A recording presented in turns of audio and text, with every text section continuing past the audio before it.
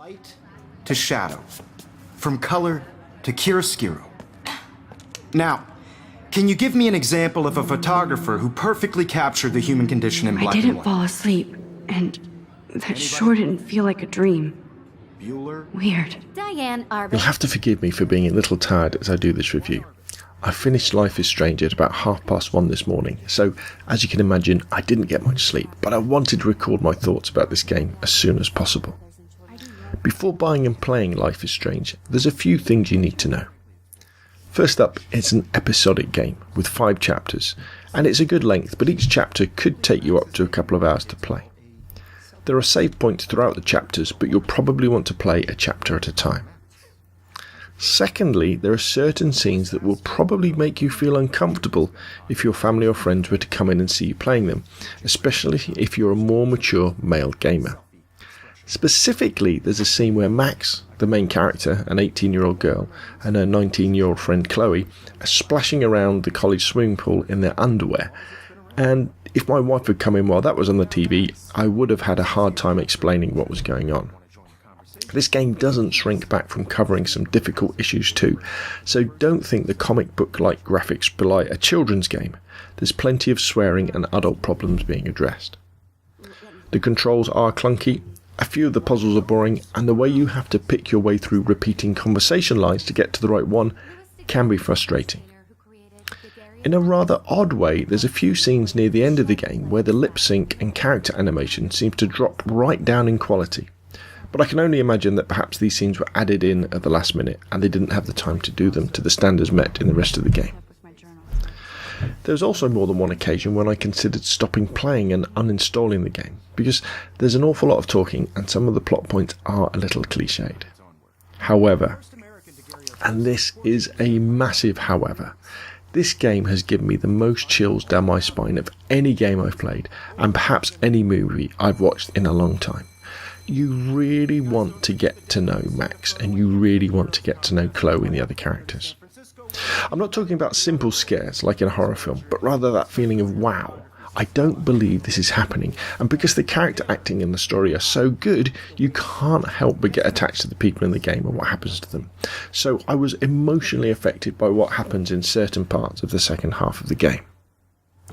I can't really give examples demonstrating this without giving too much of the story away, but trust me when I say that if you treat Life is Strange as more of a movie with interactive choices, so you sit back and really absorb what's happening between the simple interactive parts, you'll enjoy it so much more than thinking of it as a traditional action-based game. I bought Life is Strange in a PlayStation Store sale just after I got my PS4 itself. At the time, you could download and play the first chapter for free, which I recommend you do to see if you like the feel of the game, and I'd also heard about it from my son who was interested in playing it too.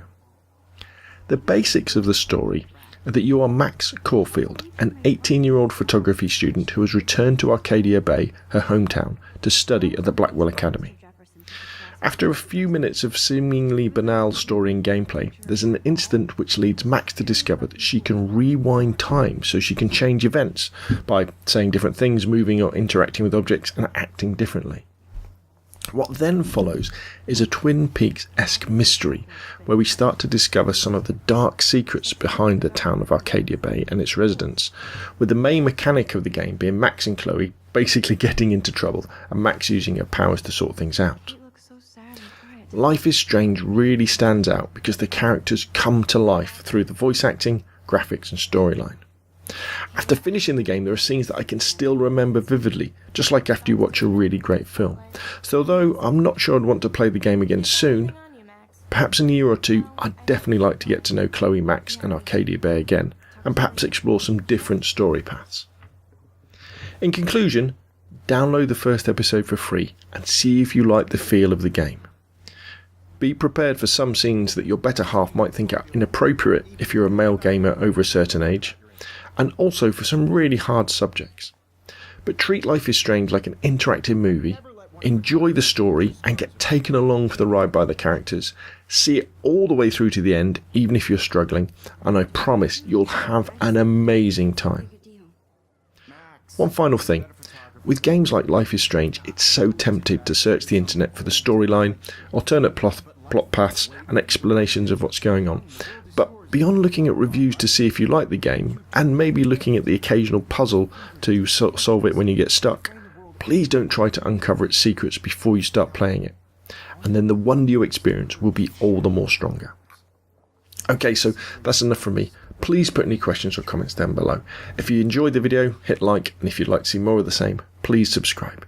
Thank you very much for watching, and I'll see you again soon. You didn't tell me how cute I looked yet. I was about to. I feel like you have to You always Welcome to the real world. just cute. hot. Then I might send you a special picture. Because Max wants everybody to see how hip she is. She plays it so sharp. I need a serious timeout in the bathroom. Splash water on my face and make sure I don't look like a total loser. I hate that class. It's so fucking boring. She's so fucking shy. She takes selfies with a giant camera.